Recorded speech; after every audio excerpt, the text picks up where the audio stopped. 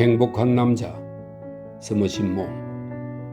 타인의 삶을 놓고 이러쿵저러쿵 지시하는 것은 위험한 일이거늘 놀랍게도 사람들의 태도나 습관, 견해를 수정해야 한다고 거침없이 논평하는 자신만만한 정치인이나 개혁가 같은 인사들이 종종 있다. 나는 조언하는 것이 늘 주제된다. 다른 사람을 자기 자신만큼 속속들이 알지 않는 이상 어찌 그 사람에게 어떻게 행동하라는 조언을 할 수 있을까? 맹세코 나는 나 자신을 거의 알지 못하며 다른 사람들은 조금도 알지 못한다.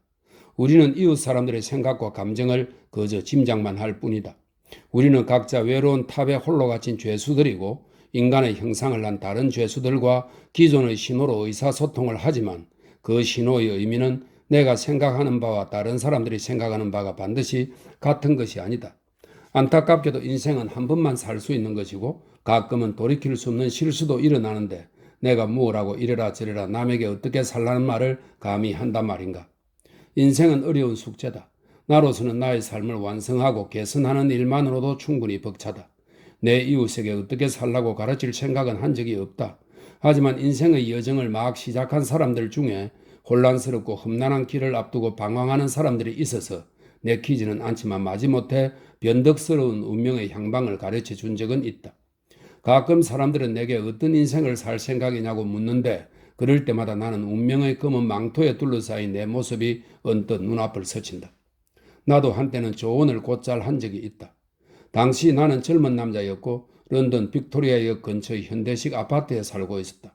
어느 날 오후 늦은 시각에 오늘은 이만하면 일을 할 만큼 했다는 생각을 하던 중 초인종 소리를 들었다. 문을 열어보니 생판 모르는 사람이 있었다. 그 남자는 내게 이름을 물었고 나는 그에게 내 이름을 말해주었다. 그가 들어가도 되느냐고 내게 물었다. 그러시죠? 나는 그를 거실로 안내한 뒤 앉으라고 말했다. 그는 조금 쑥스러운 듯 보였다. 나는 그에게 담배를 구냈고 그는 모자를 쓴 채 담뱃불을 붙이려 애를 썼다. 그가 겨우 담뱃불을 붙였을 때 나는 그에게 모자를 의자 위에 놓아드릴까요? 하고 물었다. 그는 얼른 모자를 의자 위에 놓았는데 그 와중에 우산을 떨어뜨렸다. 불쑥 찾아와 폐를 끼친 것이 아닌가 모르겠네요. 그가 말했다. 저는 스티븐스라고 의사입니다. 선생도 의료업에 종사하지요? 네, 하지만 환자는 받지 않습니다. 네, 압니다. 얼마 전 스페인에 관한 선생님의 책을 읽고 여쭙고 싶은 게 있어 왔습니다. 유감이지만 그리 좋은 책은 아닙니다. 그래도 선생님은 스페인에 대해 아는 바가 있으시고 선생님 외에는 다른 분을 모르겠어요. 선생님은 저에게 어떤 정보를 주실 수 있을 것 같았습니다. 얼마든지요. 그는 잠시 입을 다물었다. 그리고 한 손을 내밀어 자기 모자를 들더니 무심코 다른 손으로 그것을 만지작거렸다. 그러면 좀 용기가 나는 모양이었다. 생판 모르는 사람이 이런 말을 하면 이상하게 생각하실 수 있겠네요. 그는 사과하듯 웃었다. 제가 살아온 이야기를 하려는 건 아닙니다. 내가 알기로 사람들이 이렇게 말을 시작하면 어김없이 자기 이야기를 하게 되어 있다. 나야 개의치 않지만 사실은 반기는 편이다. 저는 이모님 두 분의 손에 자랐습니다. 다른 곳을 가본 적도 없고 무얼 해본 적도 없지요. 결혼한 지는 6년 됐습니다. 아이는 없고요. 캠브웰 병원의 의사로 있는데 더 이상은 견딜 수가 없어요. 그가 구사한 짧고 간결한 말에는 대단히 관심을 끄는 면이 있었다. 파고드는 울림이랄까? 그제까지 그를 대충 쳐다보던 나는 이제 호기심을 가지고 그를 쳐다보았다. 그는 작지만 딱 바라진 몸집에 통통한 편이었다.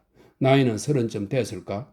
얼굴은 둥글고 붉었으며 작고 검은 눈망울은 아주 초롱초롱했고 검은 머리는 바짝 잘라 총알 모양의 두상이 드러나 보였다. 그는 입고 다니기에 민망한 푸른색 양복을 입고 있었는데 무릎 부위가 불룩 튀어나온 데다 주머니도 볼썽 사납게 축 늘어진 상태였다. 병원에서 의사가 하는 일이 어떤 건지 잘 아실 겁니다. 그날이 그날 같죠. 저희 앞날도 별반 다르지 않을 겁니다. 이런 삶이 가치가 있을까요? 먹고 살 수는 있죠. 내가 대답했다. 네, 압니다. 돈은 많이 벌죠. 왜 찾아오셨는지 저는 잘 모르겠군요. 영국인 의사가 스페인에서 자리 잡을 가망이 있을지 선생님의 생각이 궁금합니다. 왜 스페인이죠? 글쎄요, 그냥 그쪽이 끌립니다. 아시겠지만 카르멘 같지는 않습니다.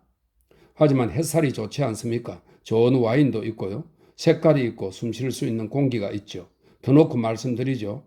셰비야에 영국인 의사가 없다는 말을 우연히 들었습니다. 거기 가면 틀을 잡고 살 수 있을까요? 불확실한 것을 위해 안락한 직장을 포기한다면 미친 짓일까요? 아내분은 뭐라고 합니까? 대찬성입니다. 위험 부담이 커요. 압니다. 하지만 선생님께서 그러라고 말씀하시면 그리하렵니다. 지금 있는 곳에 남으라고 하셔도 남겠습니다. 그는 반짝반짝한 검은 눈으로 나를 열렬히 쳐다보았다. 진심으로 하는 말이 분명했다. 나는 잠시 생각에 잠겼다. 앞날이 달린 일입니다. 스스로 결정하세요. 하지만 이것만은 말씀드릴 수 있습니다. 돈 욕심이 없다면 그저 먹고 사는 것에 만족한다면 가세요. 멋진 삶을 영위할 수 있을 테니까요. 그는 떠났고 나는 하루 이틀 정도 그에 대한 생각을 하다가 잊어버렸다. 그 일화는 내 기억에서 완전히 지워졌다. 여러 해가 흘렀다. 한 15년쯤 지났을까? 나는 우연히 세비야에 머물게 되었다. 가벼운 병증이 있어 호텔 짐꾼에게 마을에 영국인 의사가 있는지 물었다.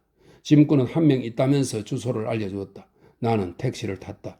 내가 탄 택시가 그 건물로 다가가는데 작고 뚱뚱한 남자가 건물에서 나왔다. 그가 나를 보더니 멈칫거렸다. 저를 만나러 오셨죠? 그가 말했다. 제가 그 영국인 의사입니다. 나는 내 용무를 설명했고 그는 내게 들어가자고 했다. 그는 테라스가 딸린 평범한 스페인 주택에 살고 있었다. 테라스와 이어진 진료실에는 서류며 책, 의료장비, 잡동사니가 여기저기 널려 있었다. 심약한 환자들은 보고 깜짝 놀랄 광경이었다. 진료가 끝난 뒤 나는 그에게 진료비가 얼마냐고 물었다. 그는 고개를 절레절레 젓더니 미소를 지었다. 진료비는 됐습니다. 아니, 대체 왜요? 저를 기억하지 못하십니까? 지금 제가 여기 있는 것은 선생님의 말씀 덕분입니다. 선생님이 제 인생을 완전히 바꾸셨어요. 저는 스티븐스입니다. 나는 그가 무슨 말을 하는지 통할 수가 없었다. 그가 우리의 면담을 일깨워주면서 우리가 나눈 이야기를 되풀이하자 그 일화에 대한 희미한 기억이 어둠 속에서 천천히 떠올랐다. 선생님을 다시 만날 날이 있을까 궁금했었어요. 그가 말했다. 선생님이 제게 베푸신 친절에 감사의 인사를 드릴 날이 올까 하고요. 성공하셨군요. 나는 그를 쳐다보았다. 그는 아주 뚱뚱하고 대머리가 벗어졌지만 눈은 명랑하게 반짝거렸고 살집이 있는 붉은 얼굴에는 유쾌함이 가득했다. 입고 있는 옷은 못이 낡았지만 스페인 재봉사의 솜씨가 분명했다. 그의 모자는 스페인인들이 쓰는 책넓은 솜브레로였다. 나는 왠지 그가 좋은 와인을 첫눈에 알아볼 것 같은 느낌이 들었다. 그는 동정심은 넘치지만 자제력은 부족할 것 같은 인상이었다. 맹장 수술을 맡기기는 망설여져도 같이 와인 잔을 기울일 상대로는 그만일 것 같은 사람이랄까? 그때 결혼을 했었잖아요? 내가 말했다. 네, 아내는 스페인을 좋아하지 않아서 캠브웰로 돌아갔습니다. 거기가 더 편하답니다. 오, 그거 참 안 됐군요. 그의 검은 눈에 술꾼의 미소가 스쳤다. 그는 젊은 실레노스 같은 인상을 주었다. 이 실레노스는 술의 신 디오니소스의 양부이자 스승입니다. 대신 할 것들은 얼마든지 있죠. 그가 중얼거렸다. 그가 그 말을 하자마자 꽃다운 청춘은 지났지만 아직은 대담하고 육감적인 아름다움을 지닌 스페인 여자가 문가에 나타났다. 그녀가 그에게 스페인어로 말했다. 이 집의 안주인이 분명했다. 그는 문가에 서서 나가는 나를 배웅하며 말했다. 예전에 만났을 때 선생님이 그러셨죠? 여기 오면 그저 먹고 사는 정도겠지만 멋진 삶을 영위할 수 있을 거라고. 그 말이 맞았어요. 이제까지 늘 가난했고 앞으로도 가난하겠지만 저는 만족합니다. 이 삶을 세상 어느 왕가의 인생하고도 바꾸지 않을 겁니다.